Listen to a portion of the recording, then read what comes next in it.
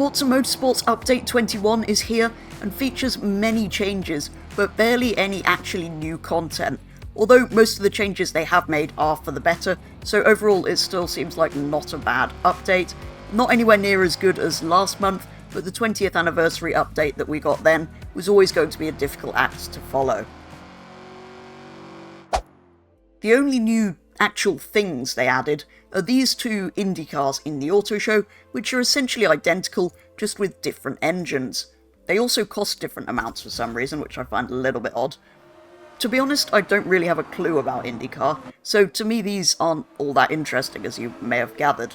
What I can tell you though is that you can swap the high downforce wing and splitter to a low downforce wing and splitter, which is a nice detail for, I'm guessing, the oval tracks and stuff, but then have the higher downforce on other tracks like Laguna Seca, I think IndyCar goes to.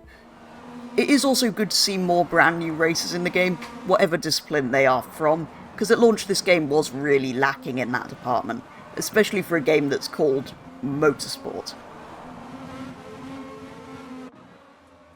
So then, I've very quickly come to Laguna Seca with the IndyCar, with its full aero back on again, just for a quick race to kind of test it out, see what it's like.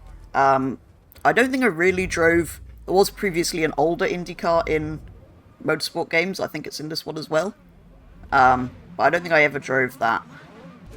It appears to be an interior view.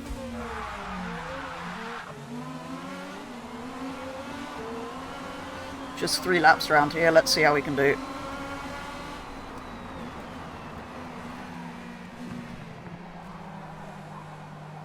This is actually quite cool from interior view.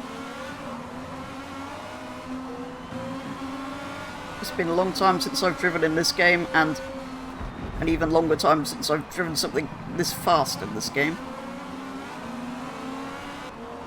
Some of them look like they've got the other wings on them, which is a little bit odd.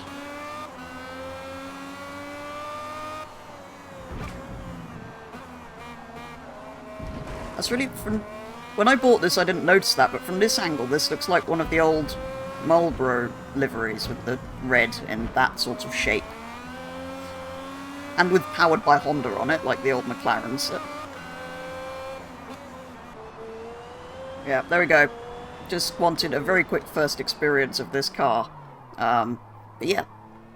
More 2025 and other recent racing cars, please, Forza.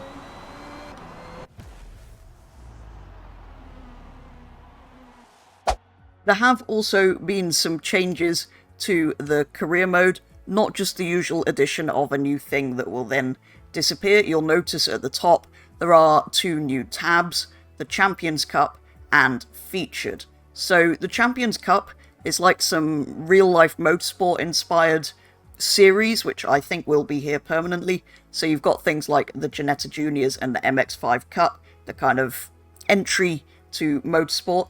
And then things like GT4, 488 Challenge, Lamborghini Challenge, and that's just the one make tour. Then you've got all of these touring car races, all of these Thunder Tour races, which seem to be these motorsports, and some single-seat motorsport events as well. So these are permanent, adding to the campaign mode, and I think they are more interesting than what's previously in here, but to be honest, I don't really enjoy racing against AI all that much in this game, so I'm not sure how much of this I will do, but there's some more there, and it's staying permanently, which is something that was highly requested, I think, because all of these cups just disappearing meant you had to do them within that month, and people didn't like it.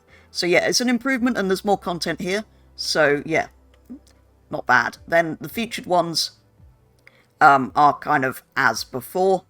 We've got Corvettes, and then these are all the ones from last series. There will, of course, be a new series coming soon.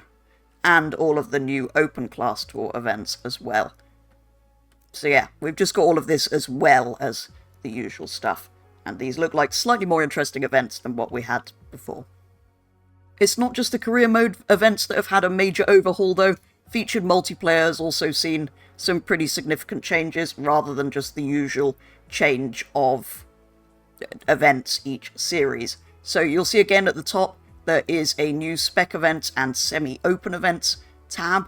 So spec events is spec events, but I believe once these have been added, at least some of these bits will be here permanently, a bit like the campaign mode, rather than everything changing. And semi-open events is new as well. The other thing they've done is in the open events, there is now every class in the game, rather than just, I think, C-class upwards previously. So, yeah, there's just generally more options, more things you can do, both in career mode and in featured multiplayer. To be honest, this is how it should have been to begin with, but nevertheless, it's good to see them improving it. Another tiny but very useful change to multiplayer is that now in private multiplayer lobbies, you can manually adjust the grid order before each race, which is super useful. As well as all that, there are all the usual rival events, challenges and the like, and an incredibly long fix of lists. And an incredibly long list of fixes and improvements, including a complete overhaul of the BOP for what seems like every race category. The BOP, or BOP as it's more commonly known, is balance of performance, just in case you're unaware, and in theory makes the different cars as equal as possible in online races in this case. So hopefully this revised version is an improvement. I've not got the most experience of how balanced it was previously. This does also mean that several rivals leaderboards have been reset, because the new BOP would mean it wouldn't be possible to match the times that were previously on there. There are also a whole host of other, I think, less significant changes. I've kind of focused on the ones that I think are the most important. Oh, and for some reason they've changed the prices of all the race and track cars in the auto show. Mostly the prices have decreased, and mostly not by a significant amount, so not quite sure why they did this, but there you go.